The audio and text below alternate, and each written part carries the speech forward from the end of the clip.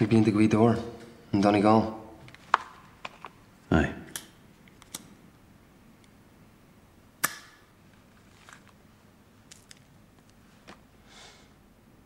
I went there when I was 12. Big cross-country race for the boys. And we're all in the back of a minibus headed towards Derry one morning. I mean, this is big time. You know, this is like international athletics for us, because we're racing against boys in the south. And we have this thing to do Belfast Pride. Two of the boys are prods. The rest of us are Catholics. It's a cross-community event. And I suppose the good people in the south think this is great stuff. And let's get this wee team over from Belfast and all that patronising shite. Anyway, we're through the border. The boys are all singing pop tunes and all. But I'm just on the back of the bus looking out the window. We're going through them mountains.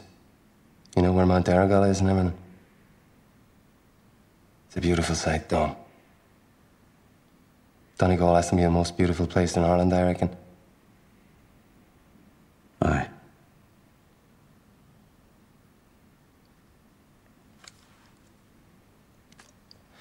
Anyway, we arrive at Gweedore. What a place, and it's hopping with about 200 boys in there, getting into their gear and limbering up. The whole event's run by Christian brothers, and they're clipping young fellas around the back of the ears, basically trying to retain some order. Our team goes off for a wee jog, stretch out the legs. We're surrounded by fields of barley. And I dip down into a wee valley where there's a stream and woods running through it. Woods in the stream are out of bounds, so naturally us Belfast boys have to go check them out. Woods in the stream, Dom, sure that's like the Amazon to us. And we come across these young fellas from Cork.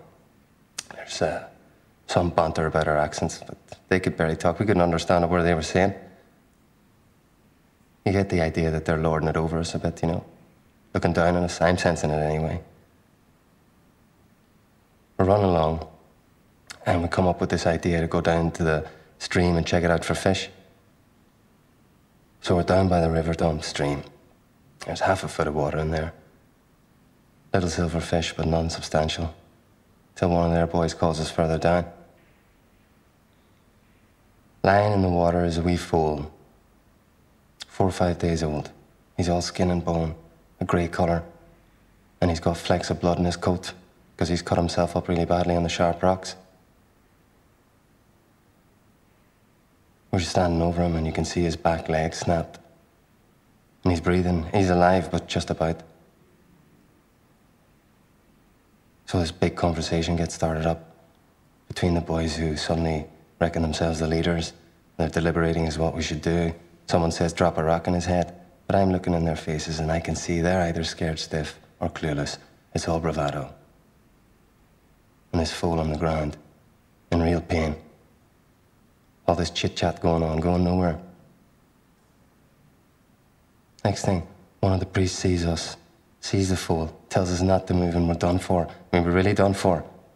Group of boys will always get the blame for hurting a fool. Group of Belfast boys will get a hammering for sure. So it's clear to me in an instant, and I'm down on my knees, and I take the fool's head in my hands and I put him underwater. He's thrashing around a bit at the start, so I press down harder until he's drowned. Priest arrives, though.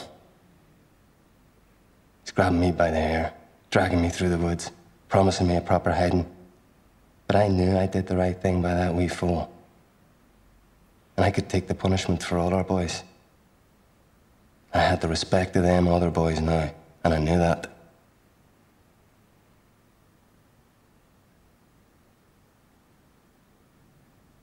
I'm clear of the reasons, Dom. I'm clear of all the repercussions. But I will act, and I will not stand by and do nothing.